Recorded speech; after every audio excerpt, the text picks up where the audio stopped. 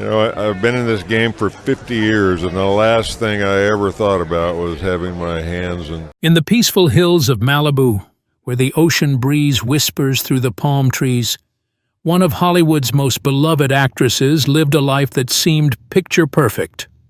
Katharine Ross, the star who dazzled audiences in The Graduate and Butch Cassidy and The Sundance Kid, was admired for her grace, beauty, and unforgettable performances.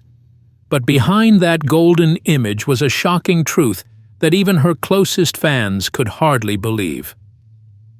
In a heartbreaking twist that felt more like a dark Hollywood script than real life, Ross was attacked and stabbed by her very own daughter. A moment that shattered the illusion of glamour and revealed the painful struggles she carried in silence. This is the shocking story of Katharine Ross, a woman whose journey proves that even those who shine the brightest on screen can face the darkest tragedies behind closed doors. Katharine Ross was born on January 29, 1940, in Hollywood, California. She entered the world at the very peak time of cinema's golden age. It seemed only natural that one day she would step into its glow. Her childhood was marked by constant moves, a restless rhythm that would foreshadow the unpredictable turns of her career and personal life. Films offered her a language of dreams, and she longed to speak it. Her first steps toward that dream came at Santa Rosa Junior College, where she tentatively joined the theater program. But it was at San Francisco State University that she fully surrendered to the craft. Immersed in stage work, she began sharpening her talent with the intensity of the method acting movement sweeping through the 1960s. Still, the road was far from smooth. Like countless hopefuls, Ross started small, bit parts in television shows, often without credit. Yet those fleeting moments built the quiet precision that would become her hallmark, the ability to communicate volumes with a single look. Everything changed in 1967. Cast as Elaine Robinson in The Graduate, Ross stepped into a role that perfectly balanced innocence and turmoil. The film, a sharp reflection of a generation caught between rebellion and tradition, turned her into a star overnight. Her performance earned her an Academy Award nomination and cemented her as one of the most haunting faces of her era. Success followed quickly. Butch Cassidy and the Sundance Kid, 1969, and The Stepford Wives, 1975, showcased her range, from tender vulnerability to eerie restraint. Each role deepened her reputation as an actress unafraid to explore the shadows beneath polished surfaces. Off-screen, Ross embodied the image of the poised modern woman, admired for her grace and quiet strength. Yet her personal life carried undercurrents of turmoil that fame could not soften. Behind the elegance and luminous screen presence lay struggles and heartbreaks that tested her resilience. Katharine Ross's journey remains a portrait both luminous and bittersweet, a reminder of how closely triumph and tragedy often walk together in Hollywood's history.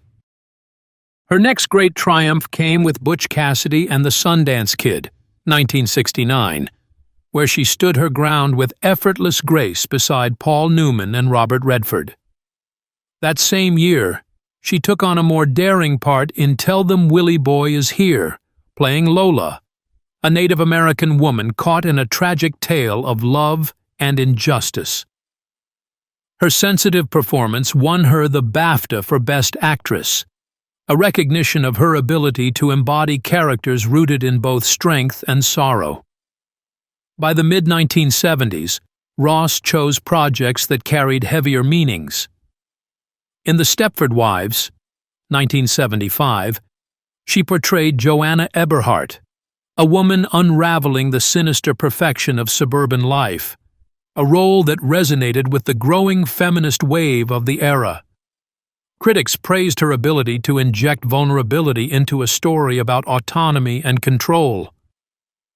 In Voyage of the Damned, 1976, she once again immersed herself in tragedy, this time within a historical drama that recreated the doomed journey of Jewish refugees fleeing Nazi Germany. Her work reflected not just acting talent, but a willingness to confront painful truths through art.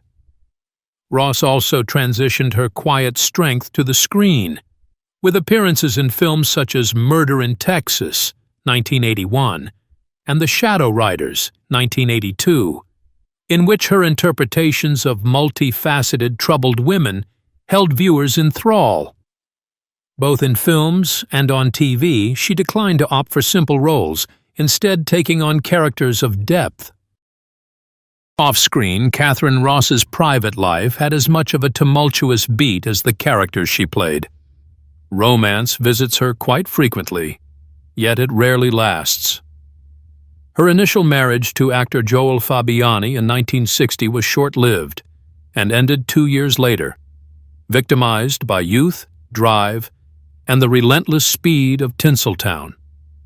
Soon after that, she married again to John Marion in 1964, yet that union also came undone by 1967, repeating the same notes of career taking over from personal joy. Ross wed renowned cinematographer Conrad Hall in 1969 after she met him during the production of Butch Cassidy and the Sundance Kid. Their union, seasoned with artistic genius and professional respect, would have been a match made in heaven. However, their careers, brightly burning and exacting, held them at arm's length more often. By 1973, the marriage had ended, and Ross was again alone. Hoping to do something novel, she married Gano Tom Lissy in 1974, her technician and chauffeur, whom she had met while filming The Stepford Wives. The choice of husband meant that she was craving stability, even escape from the glitter and ruckus of Hollywood.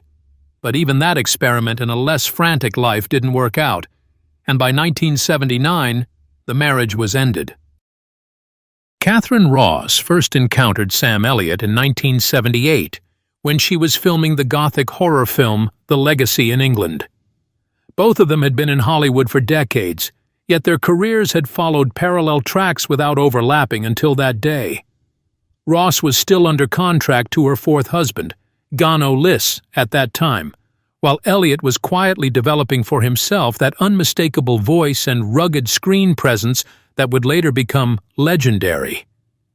It was simply a professional encounter at first, yet it stirred something more fundamental, a bond of respect, of allure, of belonging. The love flourished discreetly, even though Ross's marriage was coming undone in the background. By 1979, her marriage to Liss was over, and her affair with Elliott only became more intense. Unlike her previous relationships, many of which had failed under the strain of ambition and physical distance, Elliott supplied a stabilizing steadiness, a calm amidst the storm that had characterized much of her personal existence. Their romance reached its most authentic expression in 1984, when they were wed at a simple, quiet ceremony. Differing from the spectacular nature of Hollywood marriages, theirs was in its own yearning for secrecy and stability. Their daughter, Cleo Rose, was born to them that same year, bringing warmth and significance to their common existence. For Ross, the marriage was a turning point, a page not marked by fleeting passion or professional strain, but by endurance, by friendship, and by mutual respect. Against the tumultuous background of Hollywood, her union with Elliott was her longest role. Not one acted in front of the camera but lived off stage. For much of her life, Katharine Ross seemed to embody the quiet resilience of a woman who had endured Hollywood's storms and finally found peace in her marriage to Sam Elliott and the birth of their daughter, Cleo Rose. Cleo, their only child, grew up surrounded by the legacy of her parents' fame, but chose a different path, pursuing music instead of acting. Trained as a classical singer before branching into other genres, she carried the promise of a future far removed from Hollywood's glare. Yet beneath the surface of privilege and opportunity, the bond between mother and daughter was troubled, its fractures largely hidden from the public eye. Those private tensions erupted in March 2010, in a way few could have imagined. During a heated argument, Cleo, then 26, turned on her mother with shocking violence. According to reports, she threatened Ross and, in a sudden fit of rage, attacked her with scissors, stabbing her in the arm. The assault stopped before it could escalate further. But for Ross, then 70 years old, the wound was not only physical. It was the shattering of a relationship that had already carried years of strain. The aftermath forced Ross to make an agonizing decision. To protect herself, she filed for a restraining order against her only child, a stark measure that laid bare just how deeply the trust between them had collapsed. The court granted it, mandating that Cleo remain at least 100 yards away and forbidding contact of any kind. The image of the elegant actress, once admired as the symbol of strength and grace, now seeking shelter from her daughter, was a heartbreaking contrast that stunned the public. Speculation swirled in the media. Some pointed to the crushing weight of growing up under famous parents, while others suggested mental health struggles may have played a role. Neither Ross nor Cleo chose to reveal the deeper truths behind the outburst, leaving only unanswered questions. What remained was a story not of Hollywood glamour, but of the painful reality that even the most celebrated families carry shadows. For Ross, the incident marked one of the most tragic chapters of her life, a reminder that behind the curtain of fame, human frailty and fractured love can wound more deeply than anything the cameras ever captured. Ross, despite her celebrated career, always longed for a quieter existence when it came to her home life. She wanted to give her only child the stability that the glittering yet intrusive world of Hollywood often denied. Cleo, born into that rarefied atmosphere, grew up under the watchful eyes of the public, photographed beside her famous parents, expected to reflect their legacy even before she had found her own path. From a young age, Cleo gravitated toward music, a world where she could step out from the long shadows cast by her parents. With classical training and later forays into more contemporary sounds, music became her way of carving out an identity distinct from the silver screen.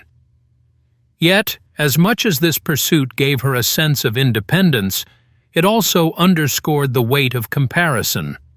Her efforts never carried the same acclaim as her parents' work, leaving room for frustration and feelings of invisibility. The relationship between Ross and Cleo was said to swing unpredictably between tenderness and tension. Friends and sources close to the family hinted at sharp arguments and emotional volatility that seemed to worsen with time. While the details were private, the fractures suggested unspoken needs and misunderstandings that neither fully addressed.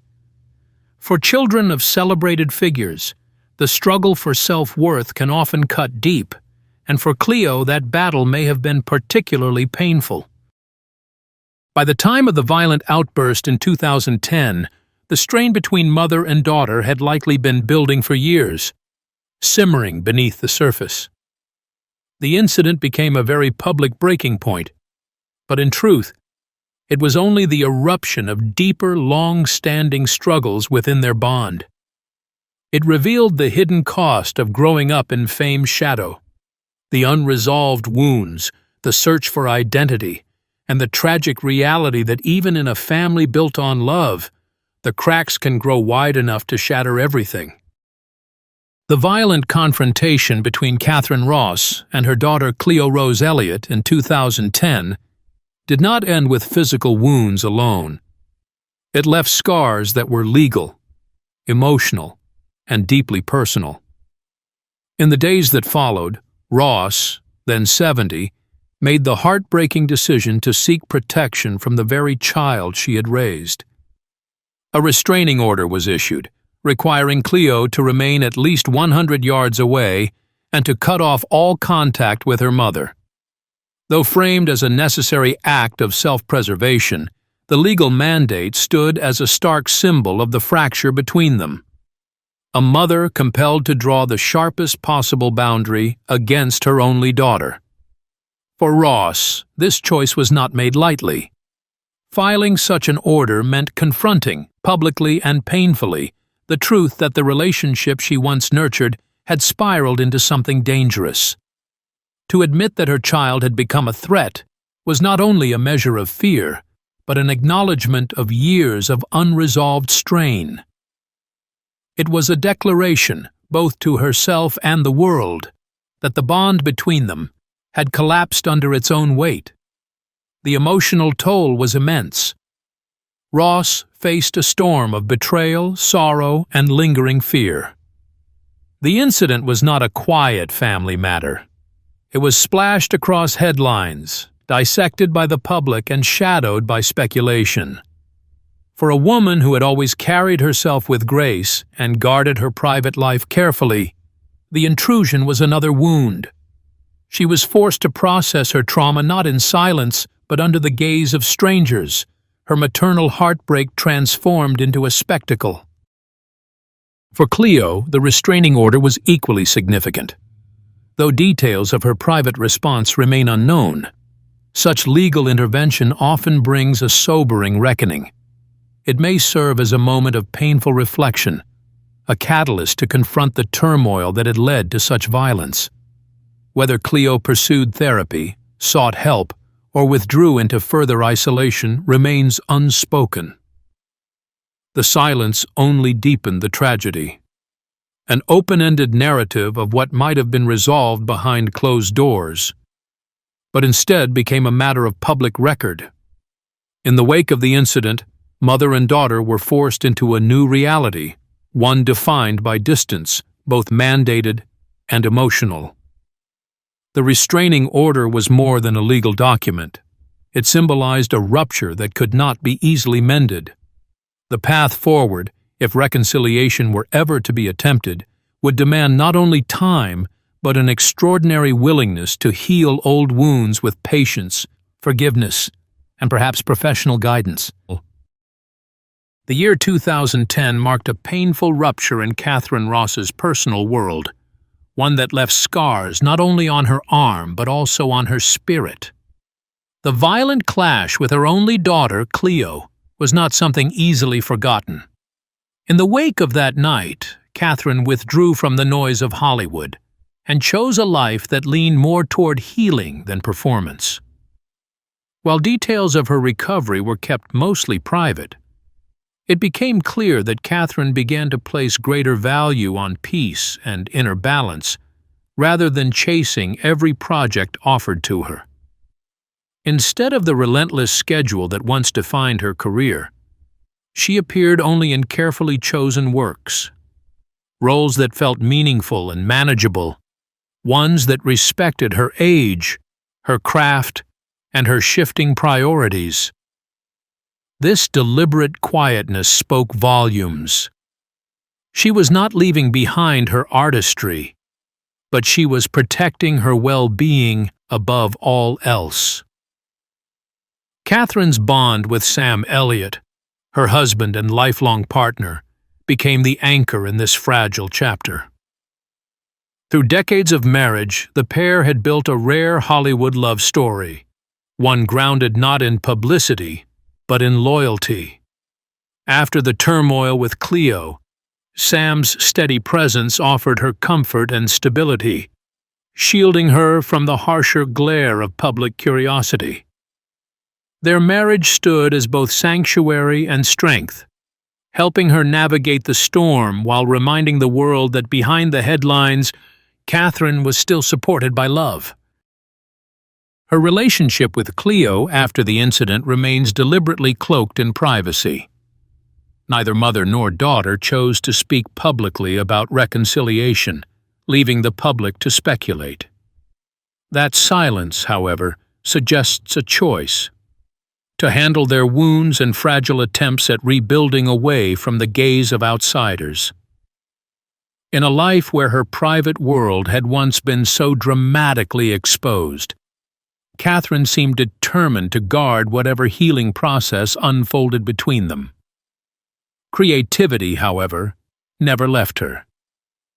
Beyond the screen, Katherine turned to other forms of expression. She and Sam co-authored a book exploring the art of love letters, an intimate project that revealed her reflective, romantic side and allowed her to channel her emotions into words rather than roles. She also embraced small-scale artistic pursuits, from local theater work to select readings, always gravitating toward projects that nurtured her soul rather than drained it.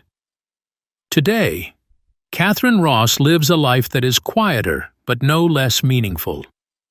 She continues to appear occasionally in films and voice work, her presence still commanding the respect of audiences who grew up watching her in some of cinema's most memorable stories.